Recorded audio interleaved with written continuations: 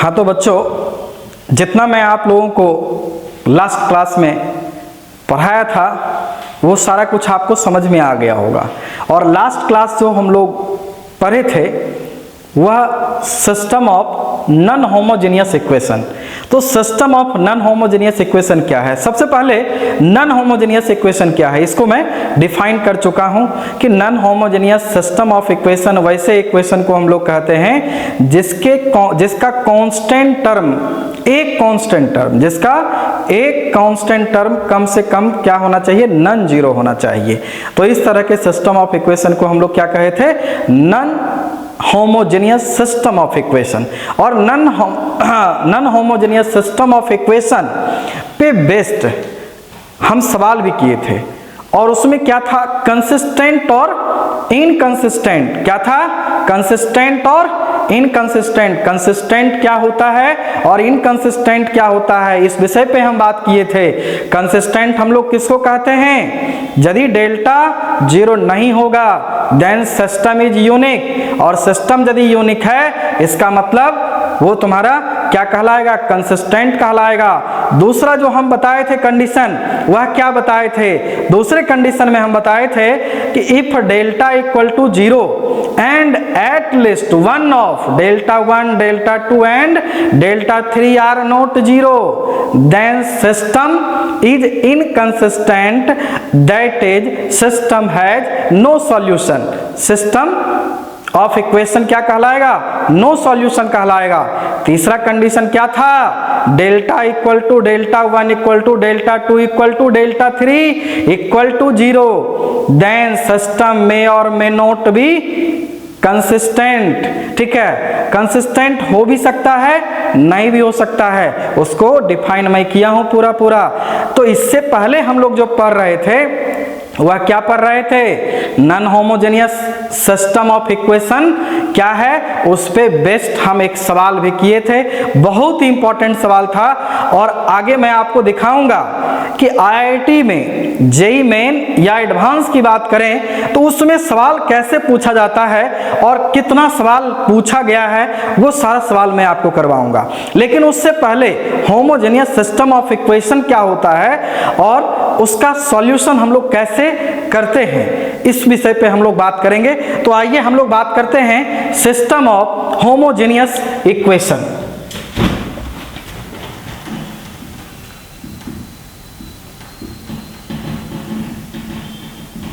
System of homogeneous linear equation कहिए। क्या कहेंगे? Linear equation. जरा देखिए ध्यान से, इस system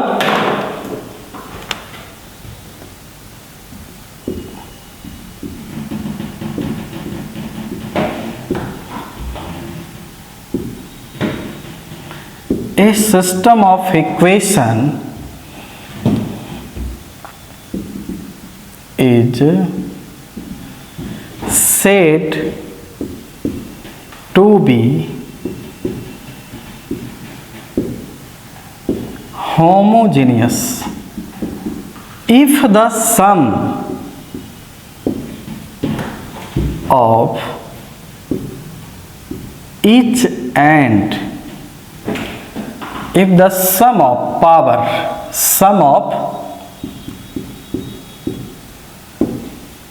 powers of each and every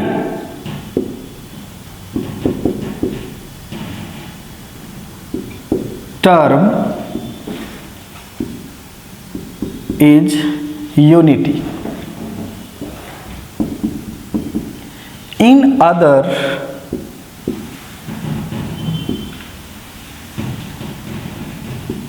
we can say that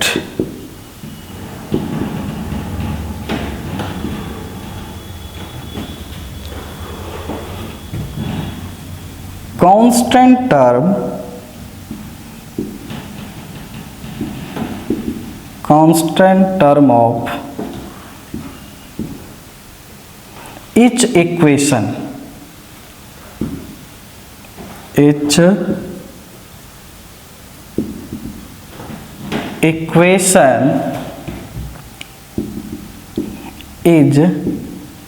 0। जितना इक्वेशन है उसका कांस्टेंट टर्म क्या होना चाहिए? 0 होना चाहिए। If a1x b1y c1 equal to 0, a2x b2y c1z c2z equal to 0, a3x b3y c3z equal to 0।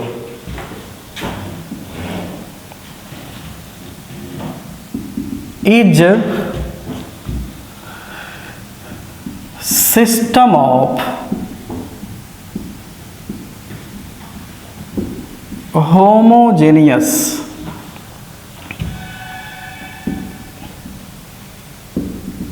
Equation. क्या है ये?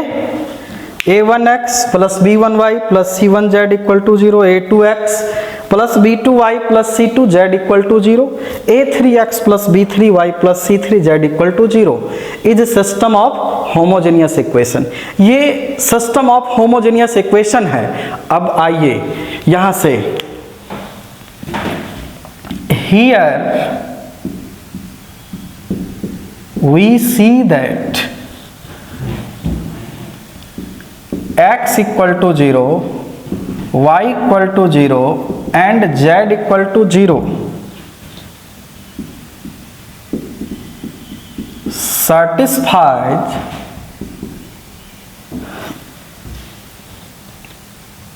the all equations, satisfy the all equations।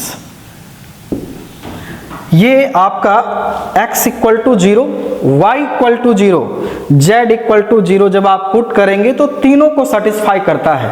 कहने का मतलब है x equal to 0, y equal to 0, z equal to 0। इस system of equation का एक सॉल्यूशन मिला। क्या मिला? यह एक सॉल्यूशन मिला और इसको हम लोग जानते हैं जनरली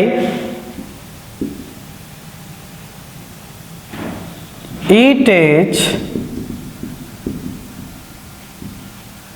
नॉन एज, इसको हम लोग कैसे ट्रिवियल कहते हैं? क्या कहते हैं? It is known as trivial और जीरो सॉल्यूशन इसी को कहते हैं, और जीरो सॉल्यूशन इसी को हम लोग क्या कहते हैं? जीरो सॉल्यूशन कहते हैं। कि जब केवल एक ही नंबर इसको सेटिस्फाई करता है, तो जब इसको एक ही नंबर सेटिस्फाई करेगा तो ये क्या कहलाएगा? ट्रिवियल सॉल्यूशन कहेंगे, और इसी को हम लोग जीरो सॉल्यूशन भी कहेंगे। कारण है कि x equal to y equal to z equal to 0 आ रहा है, तो इस केस में ये क्या कहलाएगा? ट्रिवियल और जीरो सॉल्यूशन। आगे हम लोग देखें एक case, if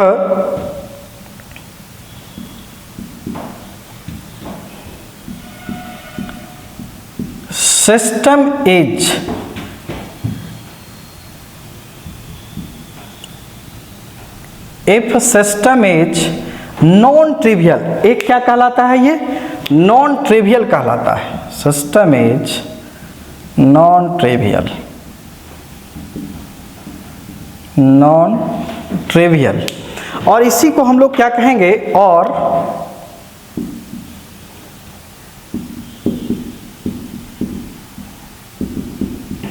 infinitely many solution, then a1 b1 c1 a2 b2 c2 a3 b3 c3 equal to 0। इसमें आपको एक बात याद हमेशा रखना पड़ेगा कि ट्रिवियल और नॉन ट्रिवियल, क्या ट्रिवियल और नॉन ट्रिवियल का जो हम लोग इस्तेमाल करते हैं किस में करते हैं, होमोजेनियस में करते हैं। कंसिस्टेंट और इनकंसिस्टेंट, कंसिस्टेंट और इनकंसिस्टेंट का जो इस्तेमाल करते हैं वह non homogeneous system of equation में करते हैं। ट्रिवियल नॉन ट्रिवियल किस में करते हैं, होमोजेनियस में करते हैं। होमोजेनियस में दो केस बनता है, एक केस क्या है, जब जीरो सॉल्यूशन मिलेगा उसको हम लोग ट्रिवियल सॉल्यूशन कहते हैं। जब नॉन ट्रिवियल होगा तो नॉन ट्रिवियल के केस में इनफाइनाइटली मेनी सॉल्यूशन मिलेगा, और जब मेनी सॉल्यूशन आता है तो उस केस में क्या करते हैं, डेल्टा इक्वल टू यहाँ पे एक्स वाई जेड के कोफिशिएंट से एक डिटर्मिनेंट को हम लोग बनाते हैं, वह किसके बराबर होता है, जीरो के बराबर होता है। और इस पे हर एक साल, या यदि हर एक साल ना कहें तो इन अल्टरनेट करके, इस साल यदि पूछा तो हो सकता है अगले साल ना पूछे या पूछ भी सकता है, लेकिन हर एक 2-3 साल पे एक सवाल ट्रिवियल नॉन ट्रिवियल से रहता है, इसको ध्यान में रखना पड़ेगा। अभी मैं आपको इस पे कुछ सवाल भी कराऊंगा, आइए देखते हैं कुछ सवाल, आप इसको नोट कर लीजिए और इसमें कहीं दिक्कत नहीं होना चाहिए। मैं सारा कुछ आपको समझा करके लिख दिया हूं कि ट्रिवियल के केस में क्या काम करते हैं, x equal to 0, y equal to 0 and z equal to 0, और इसको हम लोग इस तरीके से कह सकते हैं delta not equal to 0। Delta क्या होगा, 0 के बराबर नहीं होगा, और डेल्टा जब 0 के बराबर नहीं होगा तो उस केस में क्या कहलाएगा, ट्रिवियल कहलाएगा। जब डेल्टा 0 हो जाएगा तो उस केस में क्या कहलाएगा, नॉन ट्रिवियल कहलाएगा। बस इतना बात आपको याद रखना है, और इस पे जेईई मेन और एडवांस का सवाल बनेगा। अभी मैं आपको दिखाऊंगा ईयर वाइज सवाल कि किस किस ईयर में trivial non trivial, consistency and inconsistency, मतलब non homogeneous system of equation के भी सवाल को आज हम लोग डिस्कस करेंगे, आज हम लोग सीखेंगे। तो आइए अब हम लोग आगे चलते हैं। आप थोड़ा देर मैं छोड़ दे रहा हूं, आप इसको नोट भी कीजिए।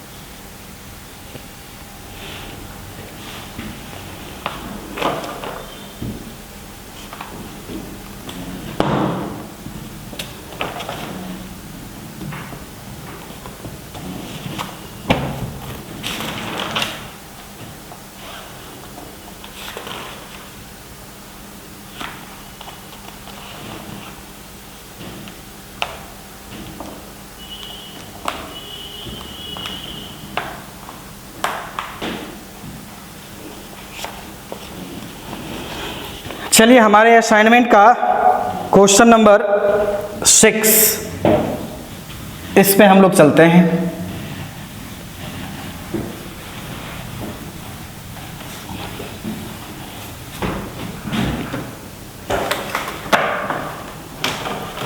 क्वेश्चन नंबर 6 कह रहा है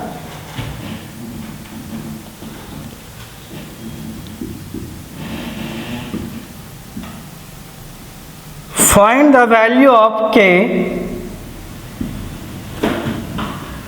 for which the given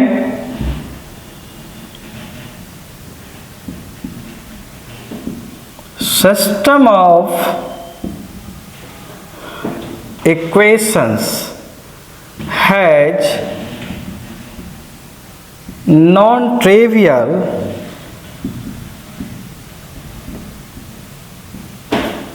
also find the solution।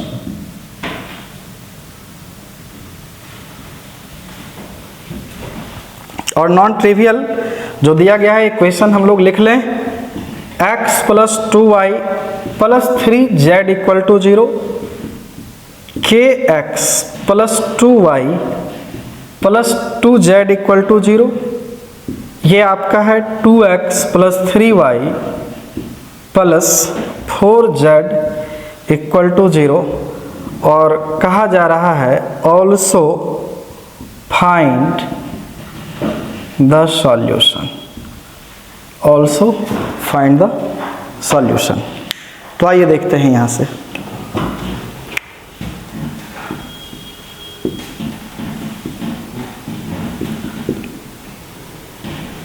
Given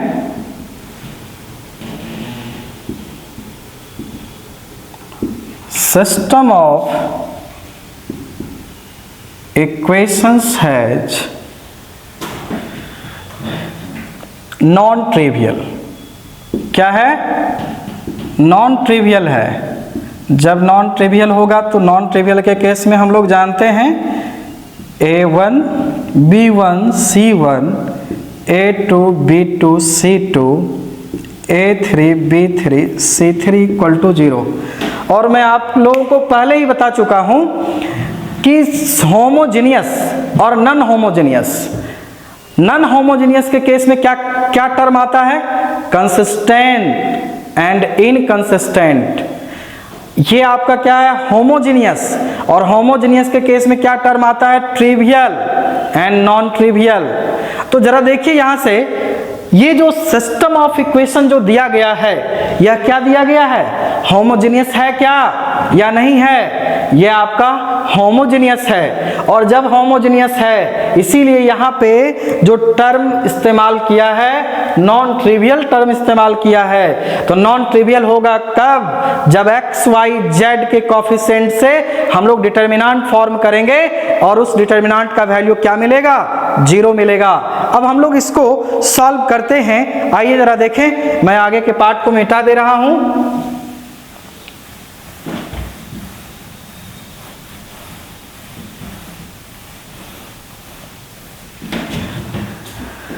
तो आइए देखते हैं यहां से डेल्टा जो हमारा मिलेगा वह क्या मिलेगा? डेल्टा, डेल्टा जो हमारा आएगा यहां से ध्यान दीजिएगा, ये आपका 1 आएगा, 2 आएगा, 3 आएगा, ये आपका k आएगा, 2 आएगा, फिर 2 आएगा, यहाँ पे ये आपका 2 आएगा, 3 आएगा, 4 आएगा, और ये किसके बराबर हो जाएगा? 0 के बराबर हो जाएगा। हम लोगों को क्या कह रहा था फाइंड आउट करने के लिए? Find the value of k का वैल्यू कह रहा था फाइंड आउट करने के लिए। ये जो डिटर्मिनेंट है, इस डिटर्मिनेंट में k है या नहीं? k है, मतलब ये जो एक्सपेंशन होगा तो एक्सपेंशन में k आएगा और k में एक इक्वेशन मिलेगा और उसको सॉल्व करेंगे, हमारा रिजल्ट आ जाएगा। तो आइए जरा देखें यहां से, आप चाहें तो इसको प्रॉपर्टीज से भी सॉल्व कर सकते हैं, लेकिन यहाँ पे प्रॉपर्टीज हम लोग नहीं लगाएंगे, एक्सपेंड कर देंगे। एक्सपेंड अलोंग, किसके अलोंग? R1 के अलोंग जनरली हम लोग एक्सपेंड करते हैं, तो R1 के अलोंग हम लोग एक्सपेंड कर दें। जरा देखिएगा यहाँ से, कुछ बच्चे ये कहते हैं सर डिटरमिनेंट आप एक्सपेंड कैसे करते हैं? एक्सपेंड करने के लिए मैं आपको बता चुका हूं, तो आइए मैं आपको बताता हूं। R1 के अलोंग हम लोग क्या कर रहे हैं? एक्सपेंड कर रहे हैं। जब R1 के अलोंग हम लोग एक्सपेंड करेंगे तो जरा देखिए, तो R1 के अलोंग जो एलिमेंट मिल रहा है 1, तो 1 के अलोंग ये कॉलम ये रो को खत्म कर देंगे। जब रो और कॉलम को खत्म करेंगे तो क्या बचेगा? यहां से ये हमारा हो जाएगा 8 - 6 मिलेगा, ये आपका -2। जरा ध्यान दीजिएगा, इसको आप खत्म कीजिए, इसको खत्म कीजिए, तो क्या मिलेगा यहां से? 4k। कितना आएगा? 4k। ये देखिए 4k माइनस कितना आएगा? 4 आएगा, +3। इसके अलोंग इसको खत्म कीजिए, इसको खत्म कीजिए, तो क्या मिलेगा यहां से? 3k - 4 = 0। दिस इंप्लाइज होगा। तो यहां से ये हमारा 2 हो जाएगा, माइनस क्या होगा? 8k, प्लस क्या होगा? 8 होगा, प्लस कितना? 9k -12 = 0। जरा देखिएगा यहां से, ये +9k है, ये -8k है, तो क्या मिलेगा? यह k मिल जाएगा। यहां से ये और ये +10 हो जाएगा। अब -12 तो -2 = 0। इसका मतलब k का वैल्यू कितना आ गया? 2 आ गया, और यही हमारा आंसर रहा।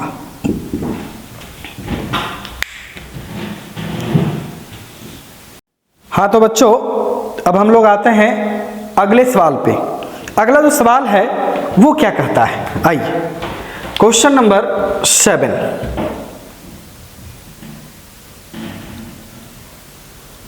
For what value of k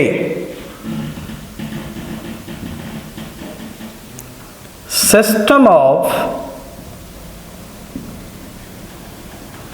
equations 3x plus ky equal to 2 and kx plus ky equal to 4 is inconsistent। क्या कह रहा है? इनकंसिस्टेंट कर रहा है। तो ये जो क्वेश्चन है, ये question non homogeneous system of equation का है। देखिए कांस्टेंट टर्म आपका 0 नहीं है, तो ये क्या हुआ? Non homogeneous system of equation.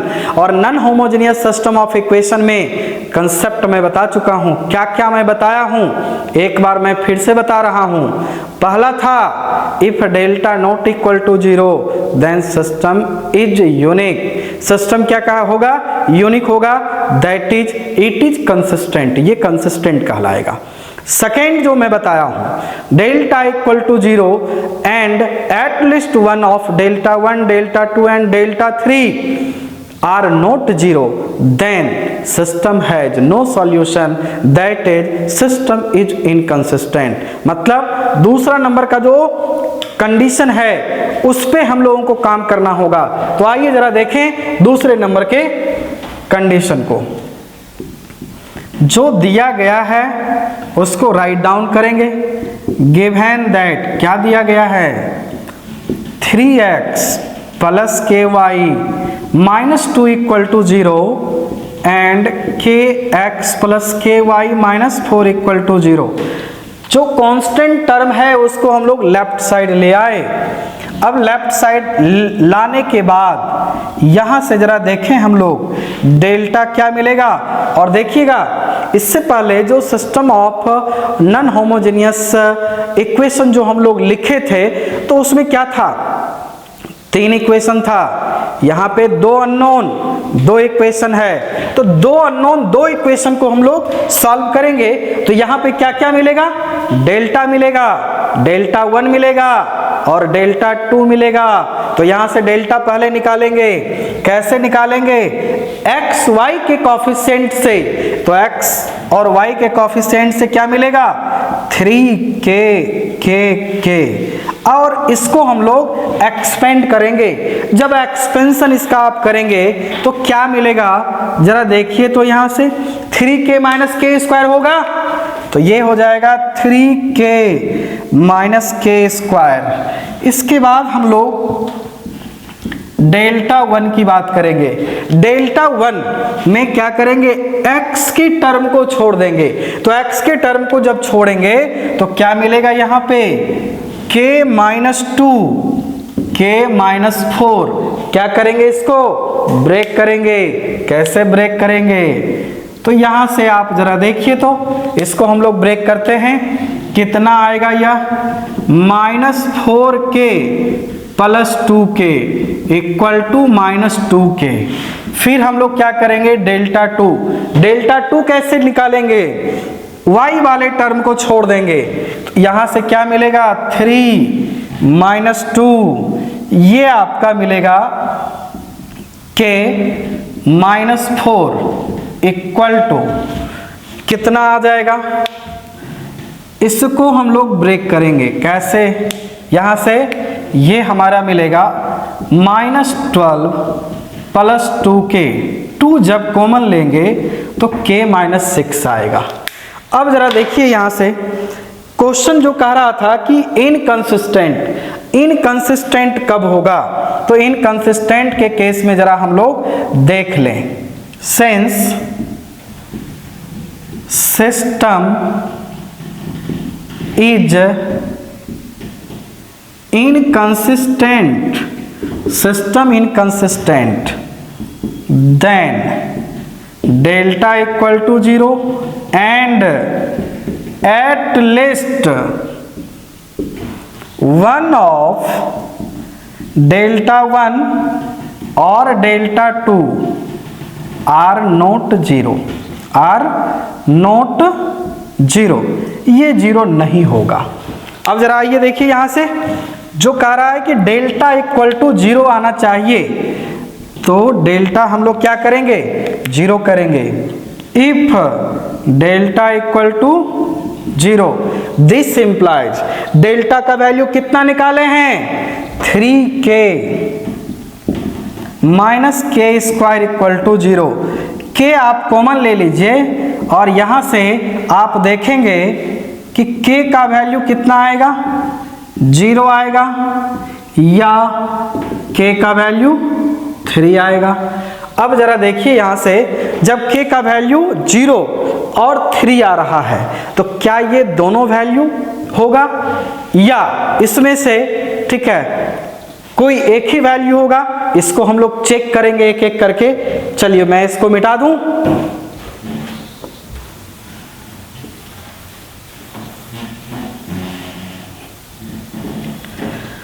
तो आइए देखते हैं यहां से, इफ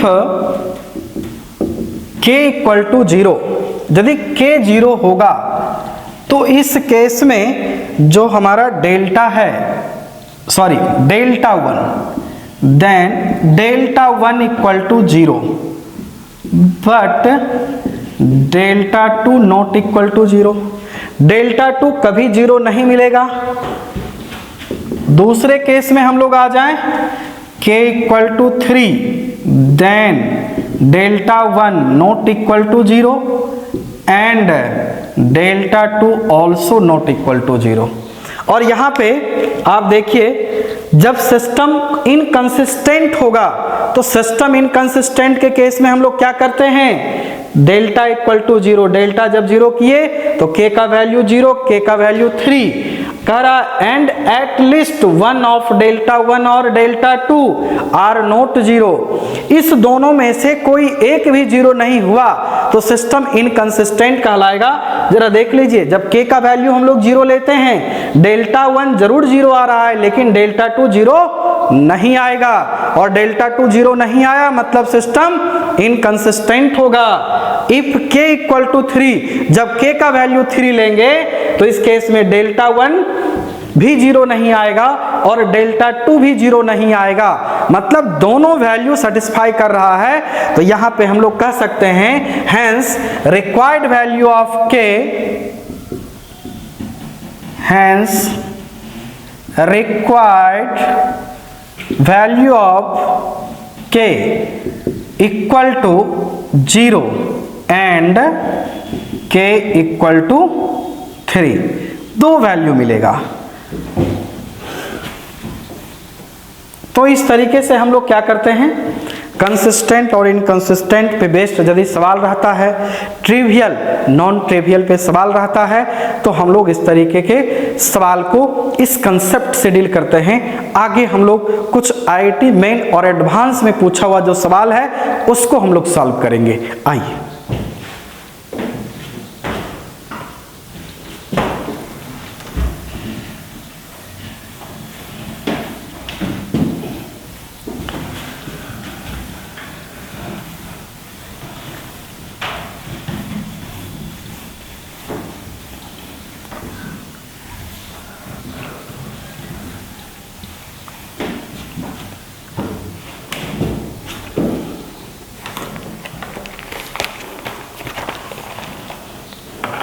एक सवाल है, इस सवाल को जरा हम लोग देखें। सवाल क्या कह रहा है इस पे हम लोग आए। सवाल है आपका, for what values of P and Q the system of equations 2x plus p y 6z equal to 8, x plus 2y plus q z equal to 5, x plus y plus 3z equal to 4 has पहला no solution. No solution के लिए p and cube का क्या value आएगा ये निकालना है। दूसरा कह रहा है a unique solution. Unique solution के लिए कंडीशन आपको निकालना है। और तीसरा आपका है infinitely many solution. Infinitely many solution. चलिए इसको पहले हम लोग सॉल्व करें। और आईआईटी में इस तरह का सवाल पूछता है, पैसेज वाला जो सवाल होता है वो बिल्कुल इसी तरह का आपको मैं दिखाऊंगा। इस सवाल को सॉल्व करने के बाद इसी सवाल को पैसेज वाला सवाल किस तरीके से हम लोग बनाते हैं। तो आइए, given that 2x plus p y 6z minus 8 equal to 0, x plus 2y plus q z minus 5 equal to 0, x plus y plus 3z minus 4 equal to 0।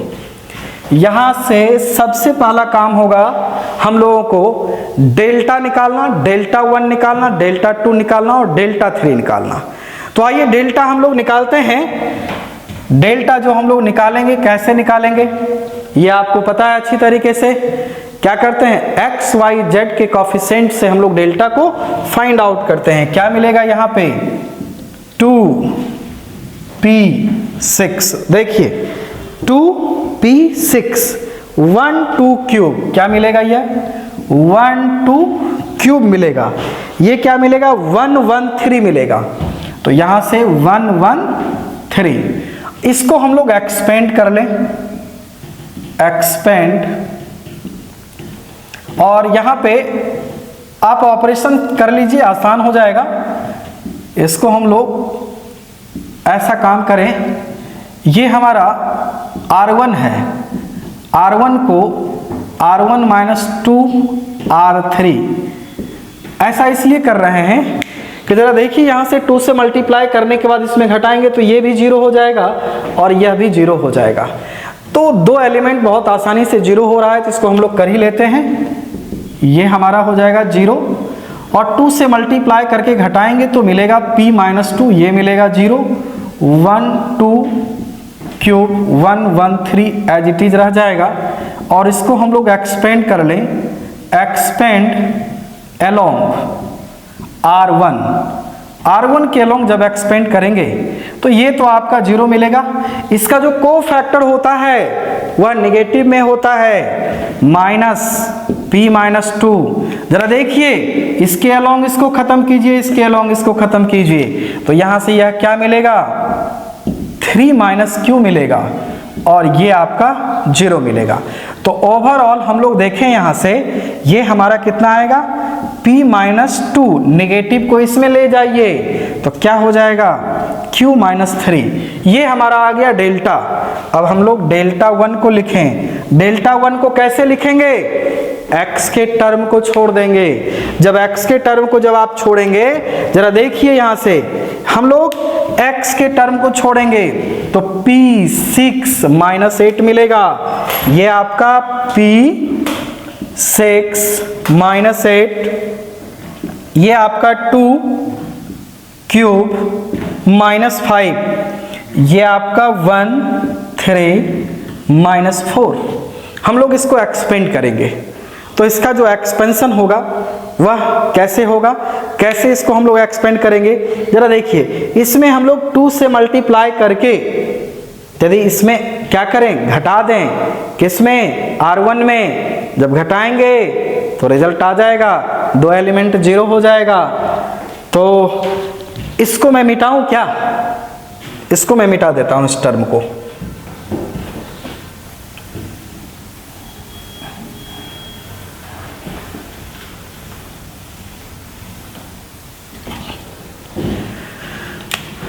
जरा देखिए यहां से ऑपरेट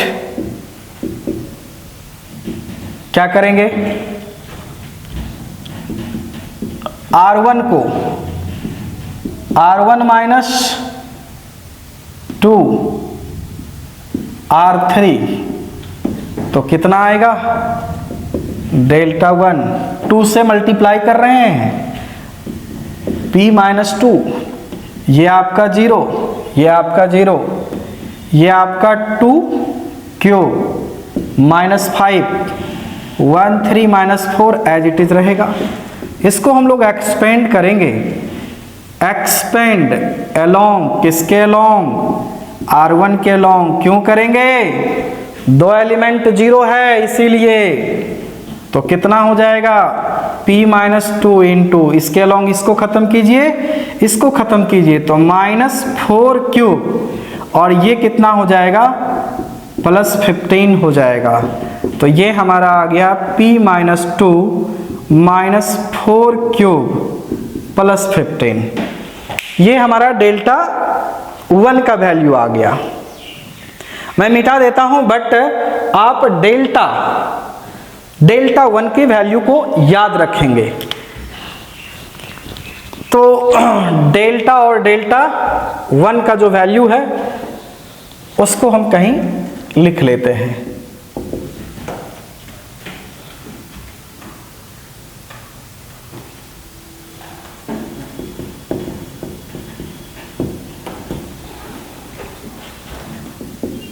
डेल्टा 1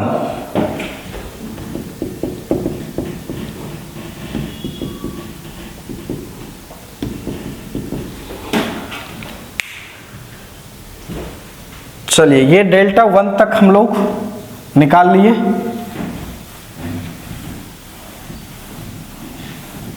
अब हम लोग डेल्टा 2 को फाइंड आउट करेंगे।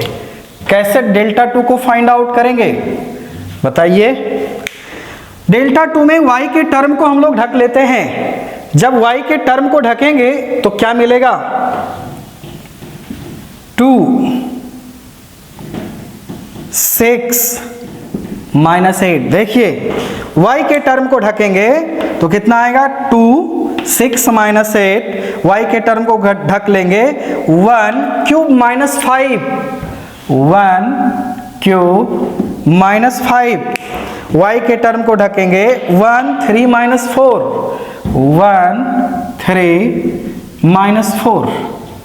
फिर क्या करेंगे हम लोग, ऑपरेट, और यहां पे हम लोग ऑपरेट नहीं करके इसको डायरेक्ट जीरो कर सकते हैं। क्यों जीरो करेंगे, याद कीजिए डिटर्मिनेंट का प्रॉपर्टीज। R1 और R3 दोनों सेम प्रोपोर्शन में है, और जब सेम प्रोपोर्शन में है मतलब इसमें 2 से मल्टीप्लाई करेंगे तो ये मिल जाएगा। तो जब यहां से ये दोनों क्या है, प्रोपोर्शनल है, ठीक है, तो इसके कारण क्या होगा, डायरेक्ट हम लोग क्या करेंगे, इसको जीरो कर लेंगे।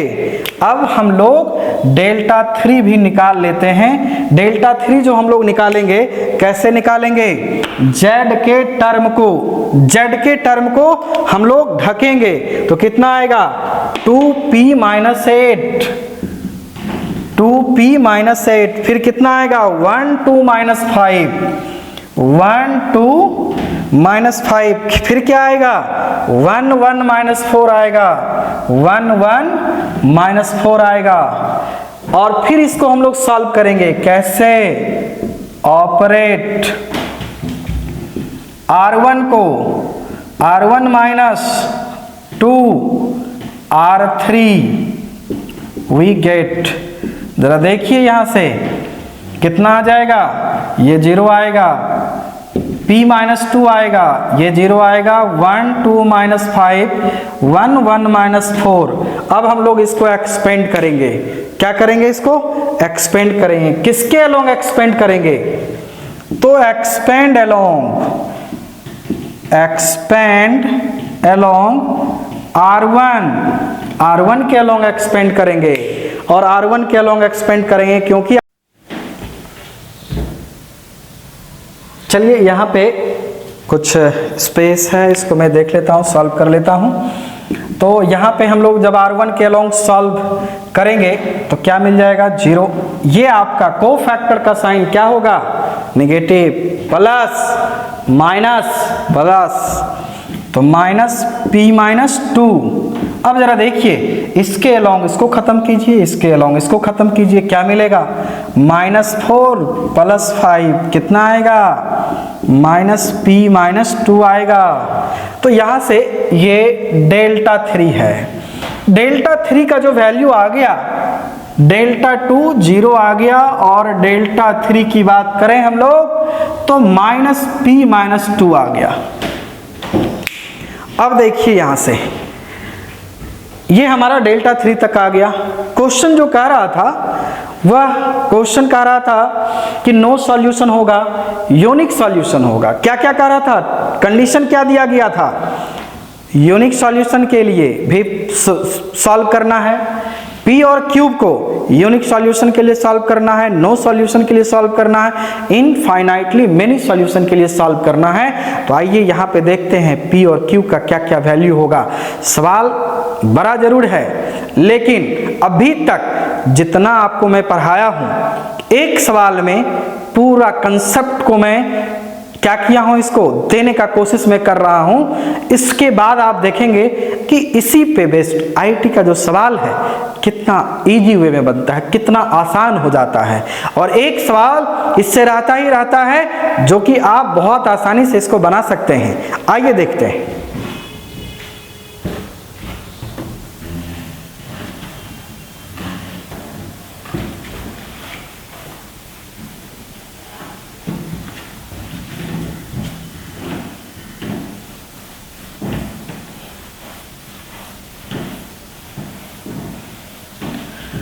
पहला कह रहा है नो सॉल्यूशन, ध्यान दीजिएगा, क्या कह रहा है, नो सॉल्यूशन कह रहा है।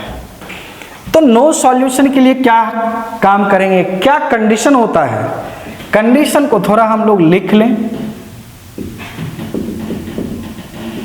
कंडीशन क्या होता है, delta equal to 0 and at least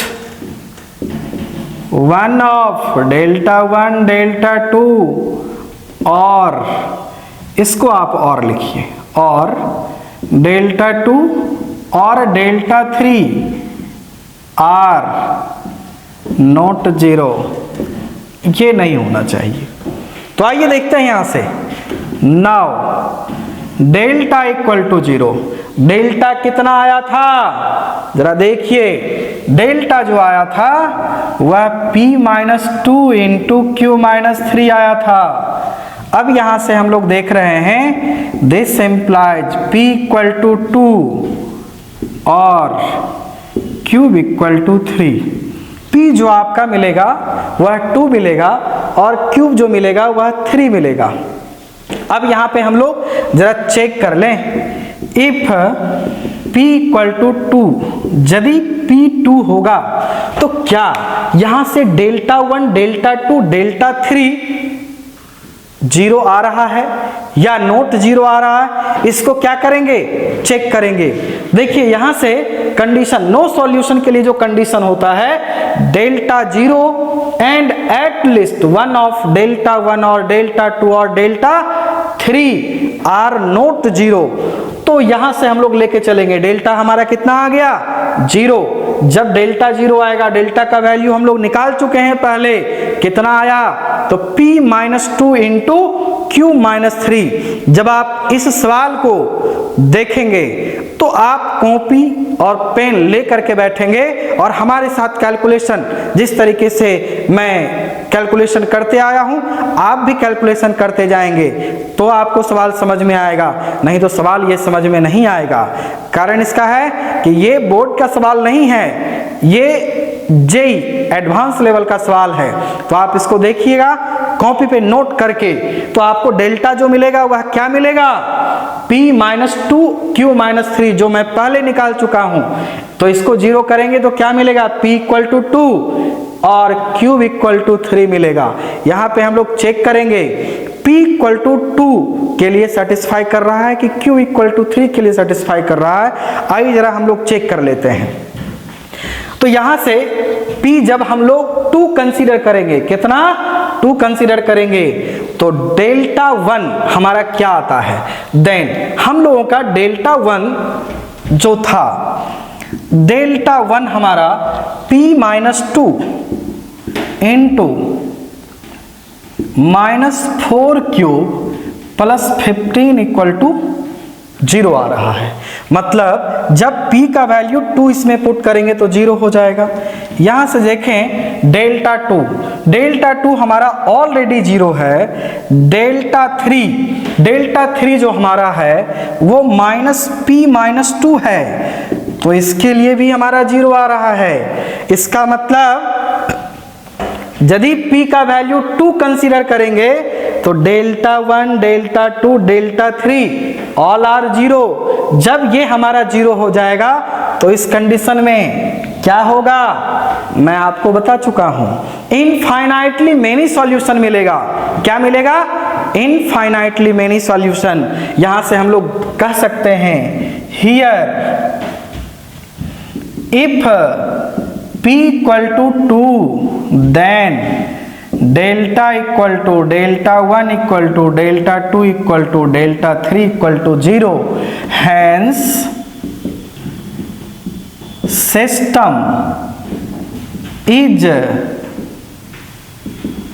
consistent with infinitely many solution, infinitely many solution।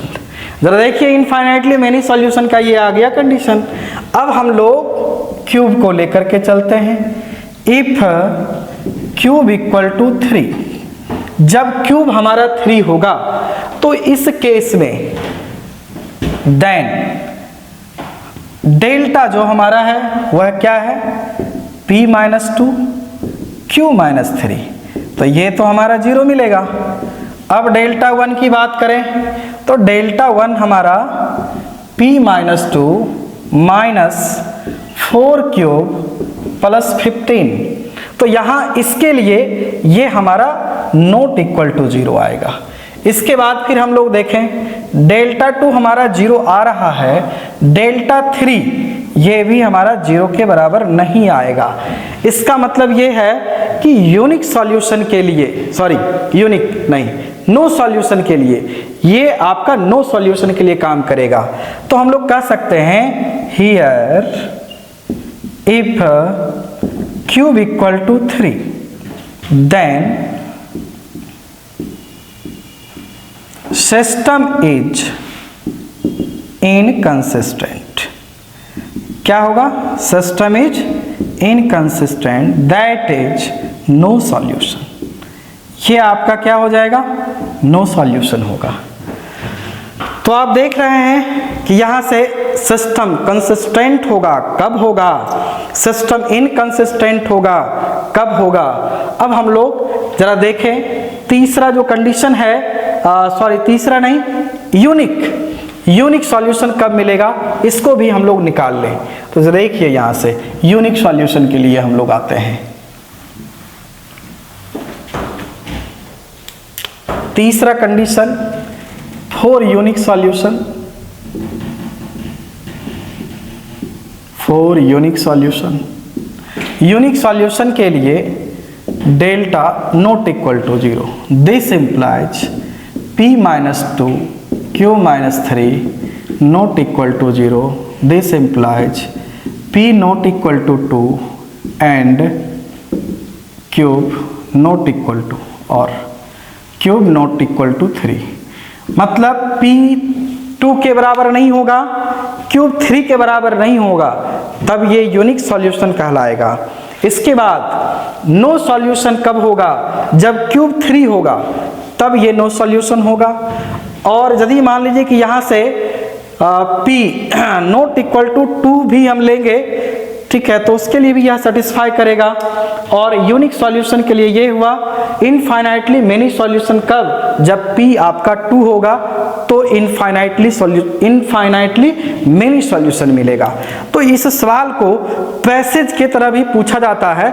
आइए अब हम चलते हैं, इसी सवाल को पैसेज पे लेकर के चलते हैं।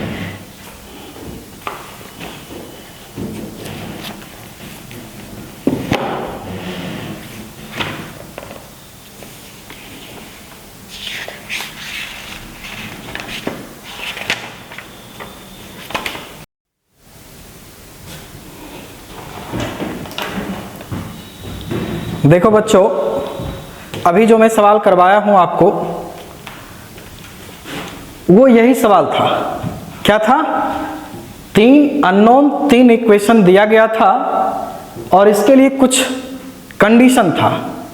पहला कंडीशन था कि जब यूनिक सॉल्यूशन होगा तो p और q का क्या वैल्यू होगा, जब नो सॉल्यूशन होगा तो p और q का क्या वैल्यू होगा, जब इनफाइनाइटली मेनी सॉल्यूशन होगा तो p और q का क्या वैल्यू होगा।